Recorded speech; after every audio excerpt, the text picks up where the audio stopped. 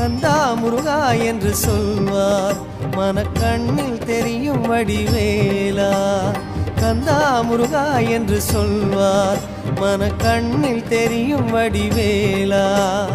ஆற்றுப்படை நாயகனே, ஆறுதல் தருபவனே, ஐயா பரம்புன்றின் முருகோனே.